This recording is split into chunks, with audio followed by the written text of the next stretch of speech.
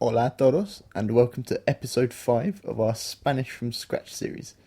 If you've been with us so far, you'll know a few ways of meeting and greeting people in Spanish, and how to order in a cafe like a native, as well as a few basic conjugations and combinations of phrases to express all manner of questions. Today, we'll look at the rest of the conjugations for the simple present, which is what we started in the last podcast. And we'll also meet some new verbs, which, while being probably the most common verbs, actually have a slightly different conjugation to what we're used to. So anyway, to start with, can you remember what the following phrases mean? Liz is going to say them in her perfect Colombian Spanish. Thanks. And we'll give you a few moments to try and guess what the phrase means in English before we tell you. Okay, Liz? Take it away. ¿Qué más? ¿Qué más?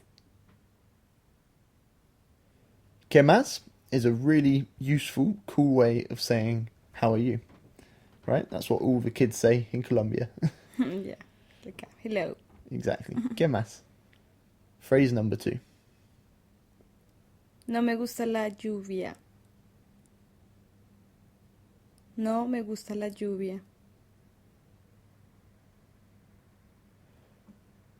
No me gusta la lluvia means I don't like the rain. No me gusta is I don't like. If you say me gusta is I like. To make it negative, you say no. So no me gusta la lluvia, rain. Phrase number 3, please. ¿Me pones 2 cervezas? ¿Me pones 2 cervezas? Me pones 2 cervezas. This is something you would say in a bar, and you'd say it to a waiter or waitress. So, me pones is literally, can you put me, which sounds very strange in English, but in Spain and South America, it's a perfectly normal way of saying, can I have? So, can I have, me pones, 2 cervezas, 2 beers. Can I have 2 beers? And phrase number 4, please. ¿En qué trabajas? ¿En qué trabajas? En qué trabajas means what do you work as, or literally, in what do you work? So trabajar is an AR verb, and we looked at how to conjugate these in the previous podcast. Trabajas is from tú, which is the informal you, and that's the conjugation with AS on the end. So en qué trabajas? And notice we don't say tú.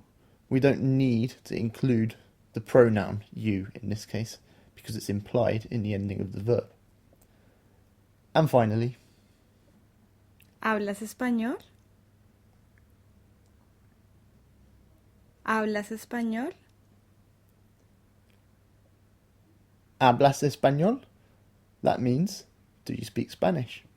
Again, this is an AR verb, so hablar is the full infinitive, and we've conjugated it for the same pronoun, tú. So it becomes an AS at the end. Hablas español? And notice also the rising inflection to make a question. You don't say, hablas español. If you want to know, do you speak Spanish, you say, hablas español? Is that right? It's correct. Good. Yeah. The question way. ¿Hablas español? In our previous lesson, we conjugated verbs for 3 different pronouns. You'll remember that we covered 3 different types of verb as well, which end in AR, ER, and IR. So, for example, with the verb comer, which means to eat, you have 3 different conjugations for 3 different pronouns. The pronouns were yo, which is I, tú, which is you, informal, and nosotros, which is we. What were the conjugations, Liz? Yo como. Tú comes. Nosotros comemos. Perfect, thank you very much. But of course, we're missing a few pronouns. we're missing another you, we're missing they, and a few others as well. But before we tell you what they are, see if you can guess what the following Spanish phrases mean, which use those pronouns and some new conjugations which we're going to teach you. Okay, so Liz is going to say the phrases and we'll give you a little time to guess what they mean in Spanish. All right. Él come mucho. Él come mucho. So it's the same verb, comer. This time it's él. Él come mucho. He eats a lot. Next one. ¿Vosotros trabajáis juntos? ¿Vosotros trabajáis juntos? Vosotros trabajáis juntos means you, and that's plural, informal, which is used in Spain. Trabajáis, work together. So you all work together. Next one. ¿Ustedes viven juntos? ¿Ustedes viven juntos? Ustedes viven juntos.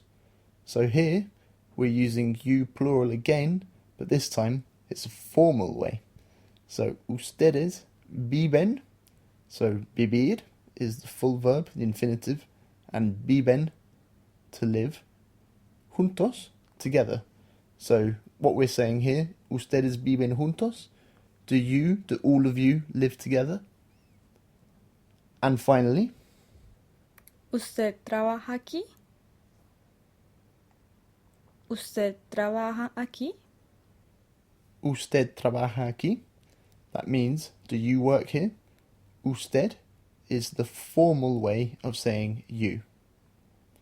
So, if you weren't able to guess, here are the pronouns that we've been missing so far. Él, He, ella, she, vosotros, you, plural, informal. This is only used in Spain. Yeah. It's not used in South America, right? You never use vosotros. Yeah, I don't know if I say the correct way. Vosotros. Exactly. You know better than me. Liz doesn't even know how to say it, but you can trust me. It's vosotros. Yeah, vosotros. An interesting comparison actually is that in English, some people, certain accents or dialects, they will like to mark the plural as well. So in, for example, Ireland or South or southern states of America, they might say y'all, like you all, y'all, or they might say yous, and that's in Ireland they say Use. yous, yeah. Oh. So they like to mark the plural as well. It's in English it's quite difficult because we only have you. We don't know if it's plural or singular. Yeah. So in Spanish, you can tell the pronoun whether it's plural or singular. So vosotros was plural informal you, and the next one. Ustedes. Okay, so this you use in South America, don't you? Yeah. Ustedes. So this is plural you, and it's formal as well. So in Spain it's formal, and in South America it's the default. It's the only one you can have for plural you. Yeah, always you use So- ustedes. So even when it's your mates, Yeah. doesn't matter. Doesn't matter. And finally, Usted, usted, which is you, formal. from our way. And this is used quite commonly in South America. Not really. I used to talk with just instance usted. I use tú. Oh, now you use tú. Yeah. Okay. tú. So more and more people are switching to tú, but traditionally usted is a much more formal thing.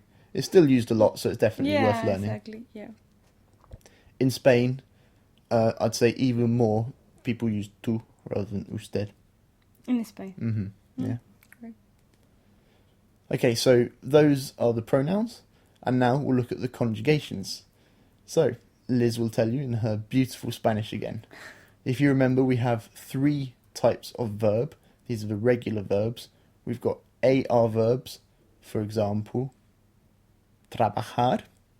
We have ER verbs, for example, comer. And we have IR verbs, for example, vivir. So, Liz, take it away. Él trabaja. Or, Ella trabaja.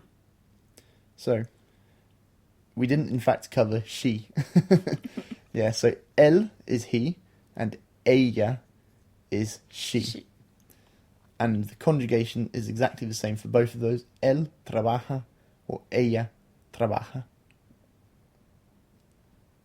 Next one. Vosotros trabajáis. Vosotros trabajáis.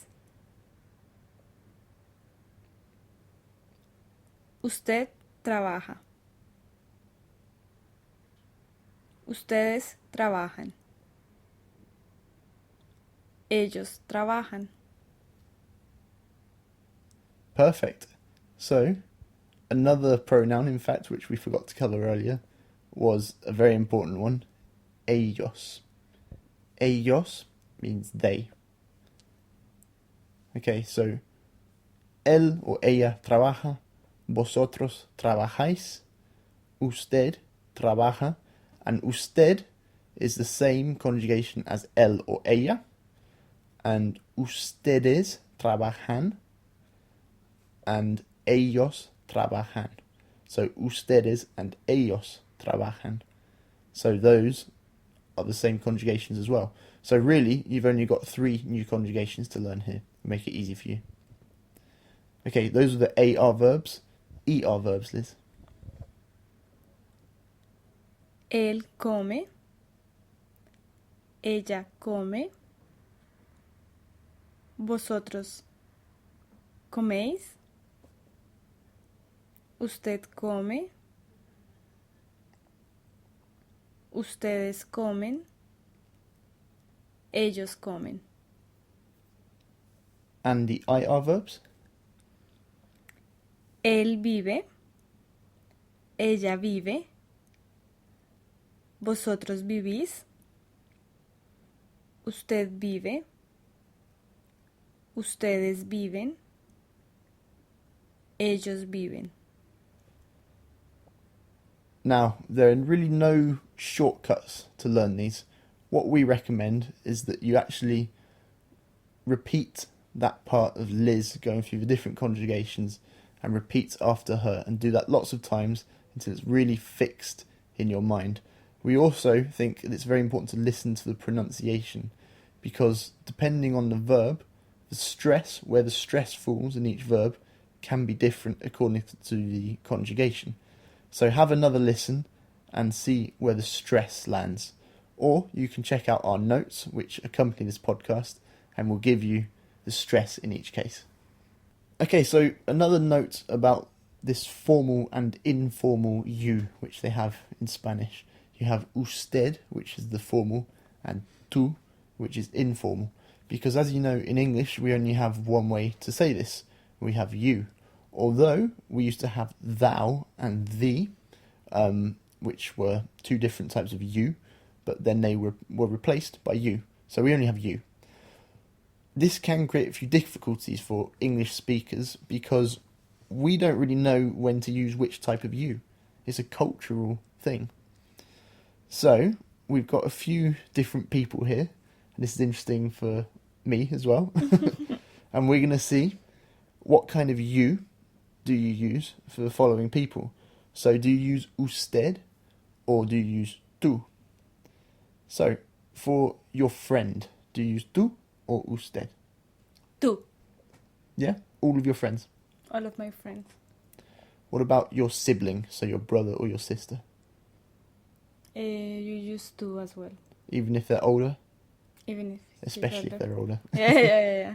Always tú. What about your boss at work? In that case, we use usted.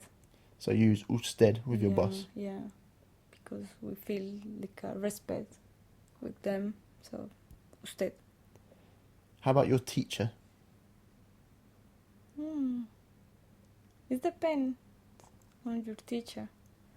But if there is a big class, we normally use usted. That Okay. is a small group. And if we have a good relation with the teacher, we can use tú as well. How about your parent? So your mum or your dad? Usted. Usted with your mum and your dad. It depends. If they are all, we use Not usted. your grandparents, your parents, mum or dad. No, tú. Yeah, tú. Okay. But your grandparents? Usted. Oh, okay. How about someone you don't know, a stranger? Usted. Usted, always to a stranger. Yeah. Okay. Now this is true for Colombia, but it may or may not be true for different countries. As a rule, South Americans are a bit more formal than Spanish speakers, or rather Castilian Spanish from Spain. So you could, if you're in doubt, then use usted. However, I find that as a foreigner, you're unlikely to offend anyone. I almost always use tú, and I know a lot of Spanish people who do the same, and I've never gotten any problems. I've never been told off for using tú. Even with old people or with people who I should, be very respectful to and so on. However, I still think it's a good idea to try and get it right, so I'm going to try and use usted a bit more as well, especially with your mum. No, but I think it's better to use tú.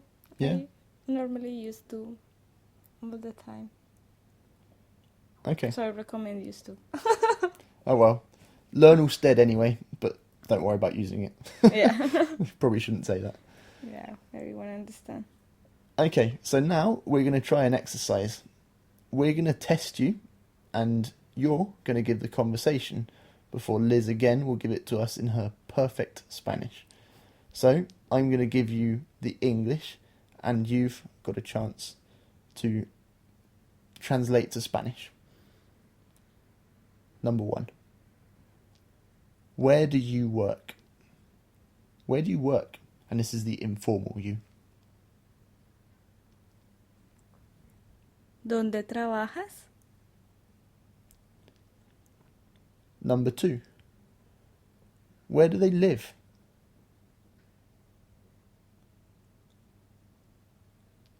¿Dónde ellos viven? ¿Dónde ellos viven?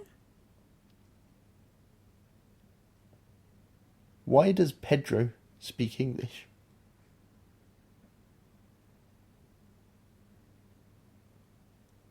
¿Por qué Pedro habla inglés? ¿Por qué Pedro habla inglés? When are we eating?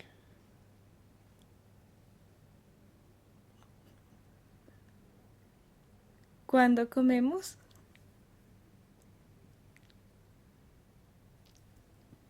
¿Cuándo comemos?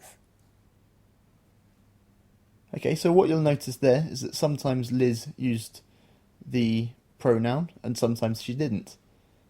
Generally, you can skip the pronoun because you don't need it. But if you do use it, sometimes it adds more emphasis.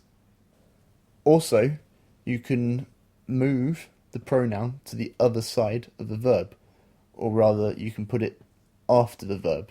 So in English, it's very fixed where we have the pronoun and the verb, or the subject and the object. But in Spanish, you're a bit more flexible about word order. So for example, when you say, where do they live? You can say, ¿Dónde ellos viven? Or you can say, ¿Dónde viven ellos? ¿Dónde viven ellos? So there, we've changed the word order, and that's perfectly acceptable. And that's the beauty of having a language where you conjugate the verbs. You become much more flexible in where you can put the verbs in the word order and so on. Okay, so we've taught you how to conjugate all of the regular verbs in the present simple, which is what you're going to be doing a lot of the time when you speak Spanish. So this is a really great time now to stock up on the verbs you know. It's a great time to build up your vocabulary. You can learn some verbs in the infinitive, and once you get good at conjugation, you can use these verbs in any way you want.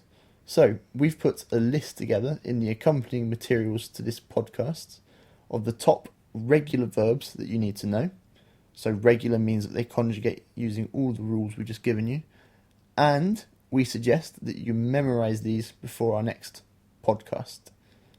So, don't forget you can get transcriptions and supporting notes on our website at SpanishObsessed.com, as well as a whole host of other articles and Spanish-related materials. So, from me, Rob, hasta luego, and from Liz, Adiós.